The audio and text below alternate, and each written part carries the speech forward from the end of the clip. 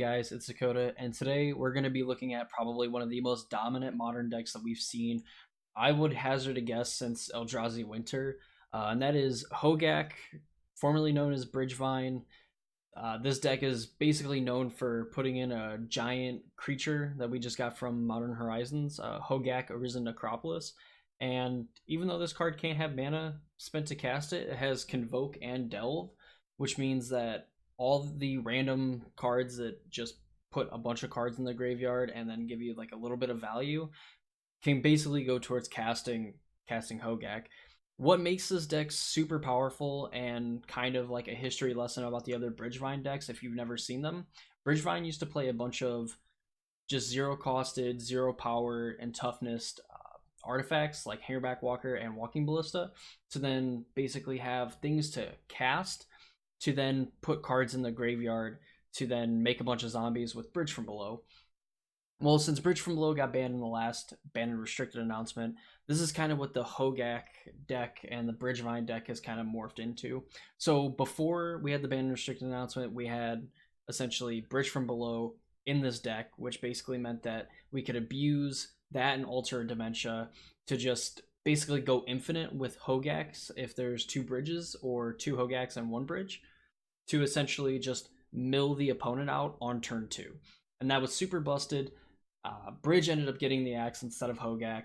And while I think Bridge was still the right thing to ban, the fact that the Hogaak decks have been able to evolve this quick and basically just trash every other deck in the format and force them to have four Leyline of the Void in their sideboard, or at least four copies of it in their 75, is nuts. And we've never seen anything like this before.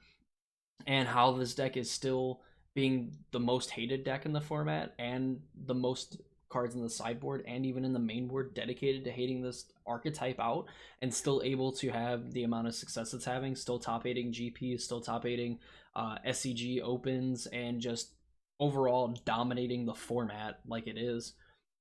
We're going to kind of dive into it, kind of see how this deck has morphed and went away from the obviously Bridge from Below since it got banned, and to just showing why this deck is as powerful as it is and why it's a contender for probably one of the best modern decks ever, or at least in the conversation for top 3.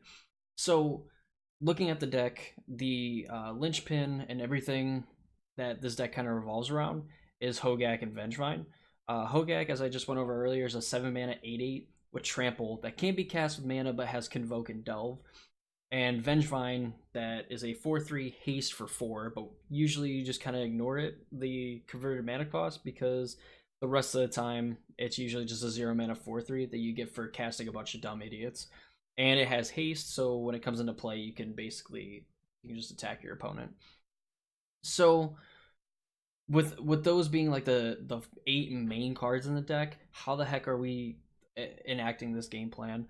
And really, we're doing it with cards like Stitcher Supplier and Satyr Wayfinder are like your premier like get cards in the graveyard. So Stitcher Supplier being like a new card that these Bridgevine decks were playing before Hogaak was printed. Stitcher Supplier, when it enters or dies, you mill the top 3 cards of your library. And Satyr Wayfinder basically looks at 4 cards and lets you put a land into your hand, the rest into the graveyard. So essentially, like your dream scenarios are like Stitcher Supplier, mill over 3 cards and maybe mill like a Bloodghast or something like that. But if you mill 3 blanks, it won't almost doesn't matter, because as long as Satyr Wayfinder mills the Hogaak, then you're just off to the races. You're able to put this 5/5 or this 8/8 into play on turn 2. So essentially you mill 7 cards, and the dream scenario essentially is like maybe you mill like a Vengevine with the Stitcher Supplier, and then you mill like a Vengevine and a Hogaak, and you're able to then play Hogaak after you play the Satyr Wayfinder to trigger the Vengevines to put 16 power into play on turn 2. And while that might not be like, oh, well, it's not an infinite combo, so there's a way you can come back, beat it, etc., etc. The fact that most decks in Modern right now are built to outlinear your opponent instead of just like being this like Jund, where you're just super grindy and you might maybe be able to like get through all that and grind through that kind of advantage. Hogaak kind of doesn't care about it because of the fact that if you deal with the 4/3s, if you just kill them, they're going to come back.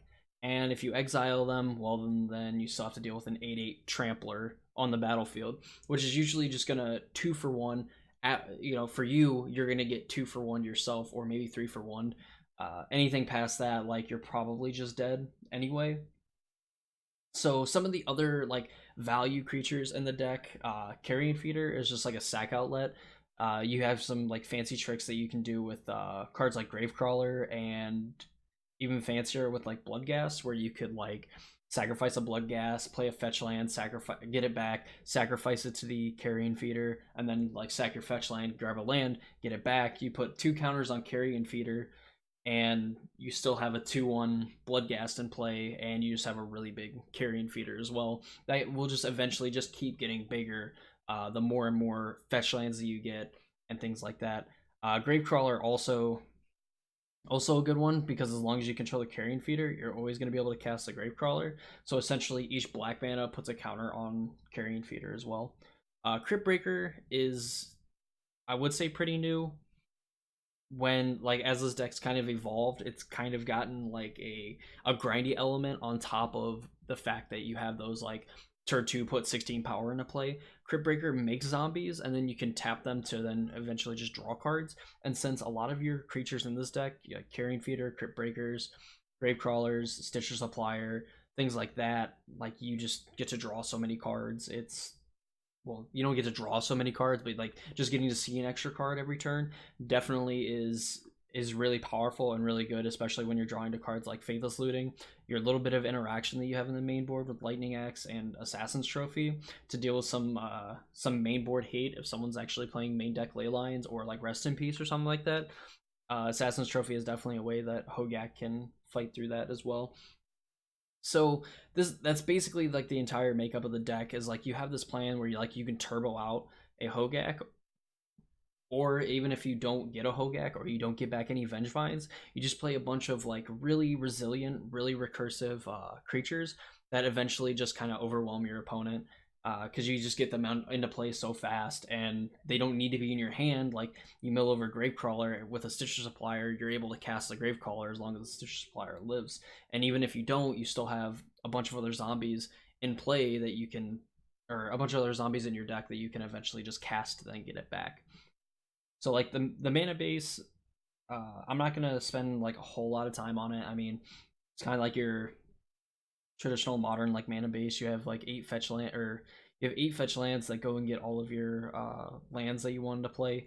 You have what looks like 7 fetchable lands and some fast lands in Blackleaf Cliffs, just to basically be a painless land that you get into play if you don't have necessarily those explosive draws where you're not going to be able to like outrace your opponent.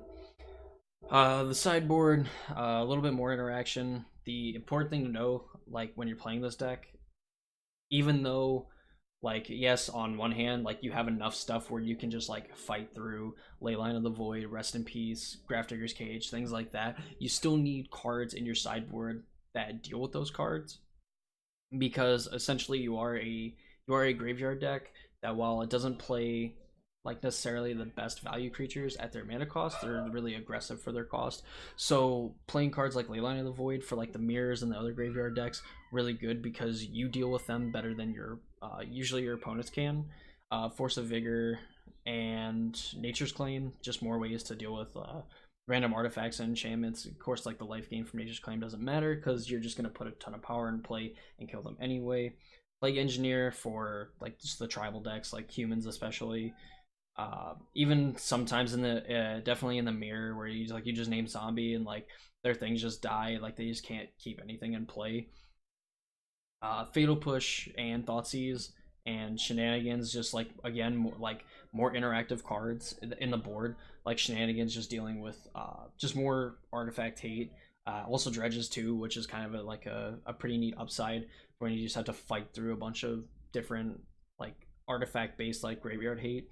Thoughtseize just as interaction, and Fatal Push just as more like raw raw creature interaction.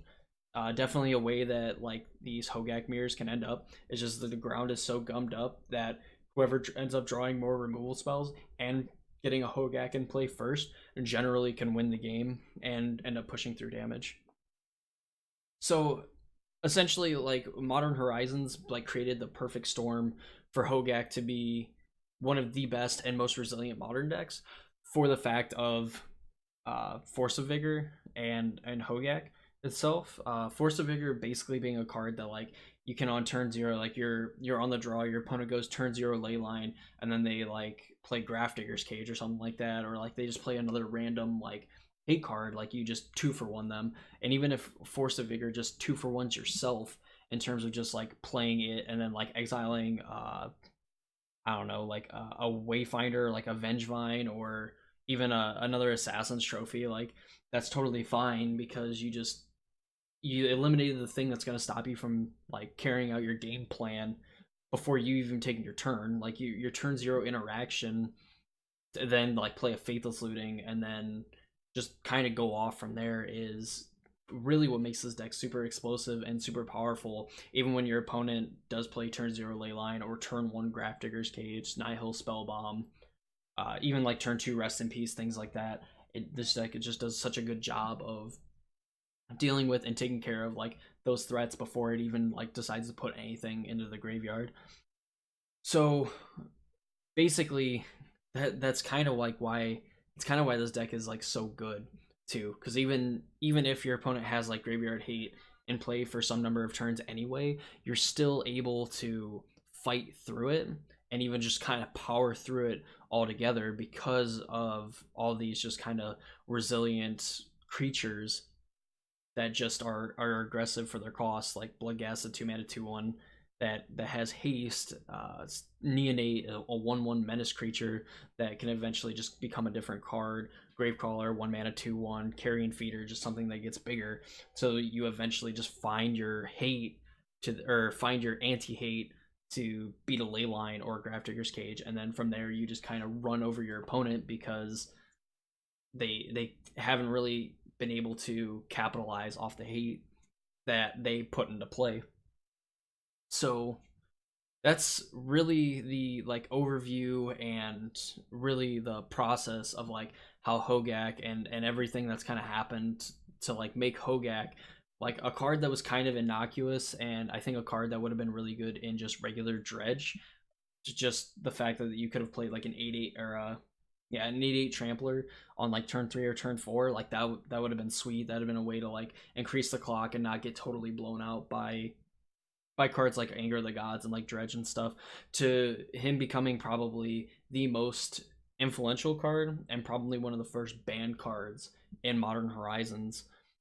And it's just nuts. I think there's probably some people that saw this card like being busted, but to the point where like people are begging for it to be banned, and other people talking about having an honor code of not playing this deck at tournaments and stuff is just insane.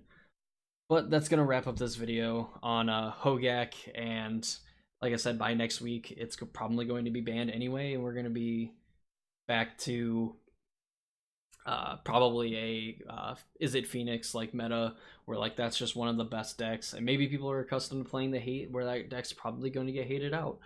Who knows? I'll have a video going over the ban and restricted announcement once we actually get the official announcement and everything.